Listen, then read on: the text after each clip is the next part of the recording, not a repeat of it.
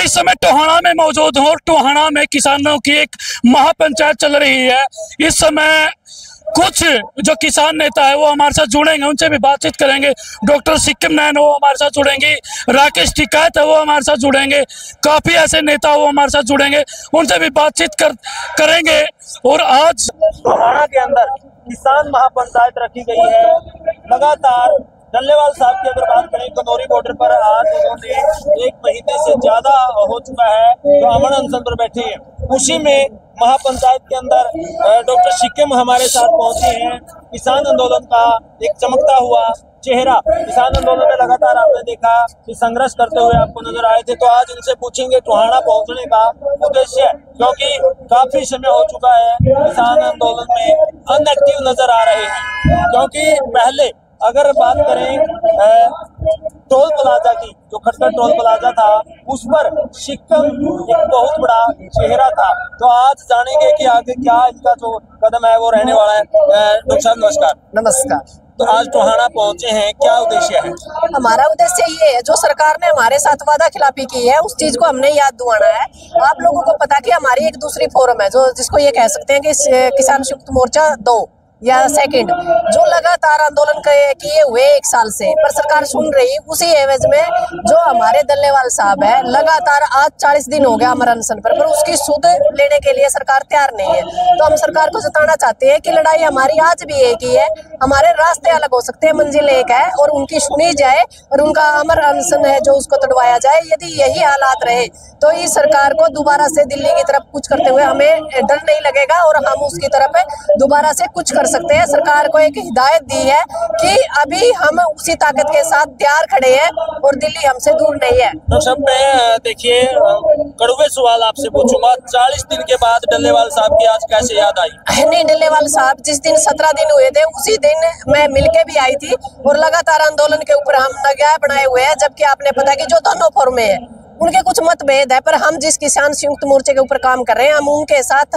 आज भी डट के खड़े हुए और लगातार लड़ रहे हैं। मतभेद क्यों है डॉक्टर साहब? वो तो वही बात है कि जब हम लंबे टाइम तक लड़ते हैं तो परिवार के अंदर छोटी मोटी बातें हो जाती है, पर ये नहीं है कि हमने अपना जो मकसद था उस मकसद को हमने छोड़ दिया। राजनीति तो नहीं है, क्योंकि बहुत सारे नेता राजनीति में कूद गए थे आपके। जो ये लोग ये कहते हैं ना राजनीतिक गैर राजनीतिक, ऐसा कुछ नहीं होता। राजनीति के बिना तो कोई भी कानून पास नहीं हो सकता। मैं तो ये कहती हूँ कि हर एक किसान को, हर एक किसान लीडर को राजनीति करनी चाहिए। हम इन लोगों से तभी लड़ सकते हैं जब हम इनकी कुर्सी को हिलाएंगे या कुर्सी के ऊपर कब्जा करेंगे। गैर राजनीतिक और राजनीतिक का कोई मसला नहीं है। हमारा मसला है MSP, हमारा मसला है बेरोजगारी, हमारा मसला है सुरक्षा, हमारा मसला है महिलाओं की सुरक्षा, इस देश की आर्थिक व्यवस्था, हमारा मसला है रोटी, हमारा मसला है बेटी, हमारा मसला है जमीर, हमारा मसला है जमीर। सबसे बड़ी बात यह है कि WTO है उसने जो कृषि कानून है दोबारा से 3 कानून जो हमने वापस करा दिए थे 750 किसानों की शहादत देने के बाद, वो दोबारा से लागू कर दिए और नई जो कृषि प्रणाली लेके आई है उसके अंदर वो 5 तरीकों से लेके आई है।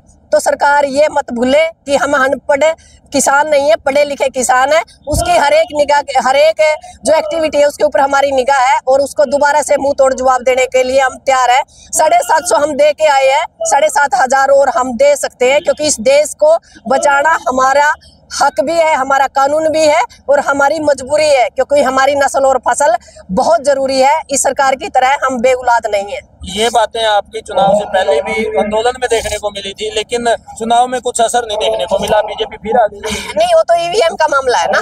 EVM सेट करके तो चाहे सारी जिंदगी भी आए।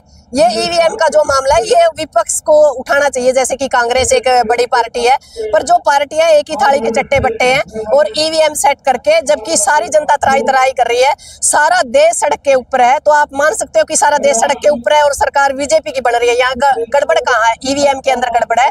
जब तक इस देश के अंदर EVM रहेगी हो सकता है कि लगातार भाजपा ही बढ़े। आपका उचाना तो गढ़ था आंदोलन का, वहाँ भी बीजेपी 25 वोटों से। नहीं, बीजेपी तो जो कैंडिडेट कांग्रेस का था वो भी बीजेपी का था और जो बीजेपी का था वो भी बीजेपी का था, पर जिसकी वजह से हमने 750 किसानों को खोया, जिन्होंने हांसी के अंदर ट्रैक्टर यात्रा निकाली, उसको मारना बहुत जरूरी था। यानी कि बीजेपी प्लस थी वहाँ पे। बिल्कुल बिल्कुल, बीजेपी और बीजेपी ही थी। उसमें से किस बीजेपी ने हमें नुकसान पहुंचाया उसका इलाज किया। कहीं ना कहीं किसानों के अंदर भी फूट नजर आ रही है। नहीं, किसान तो एक ही है। किसान ये हो सकता है कि हम लड़ सकते हैं, हमारी विचारधारा वही है हमारे कानूनों के खिलाफ लड़ाई वही है, हमारी मंजिल वही है। ये अलग बात है कि हमारे रास्ते अलग। इतनी देर कैसे, इतनी महापंचायत करने की जो इतनी लेट कैसे हुआ? क्योंकि 40 दिन आपने बताया डल्लेवाल साहब बैठे हैं और 9 महीने से ट्रैक्टर किसानों के, पंजाब के किसानों के वहां खड़े हैं, लेकिन हरियाणा के अंदर इतनी लेट क्यों? नहीं, हरियाणा के अंदर लगातार एक्टिविटी आपने पता है कि जैसे 13 फरवरी को उन्होंने शुरुआत की थी,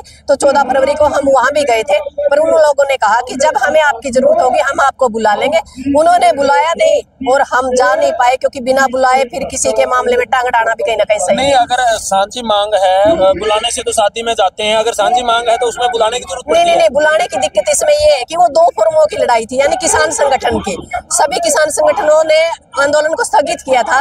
यदि एमएसपी की लड़ाई हमने लड़नी थी तो सभी संगठनों से राय मशवरा करके हमें दोबारा फिर दिल्ली की तरफ कुछ करना था।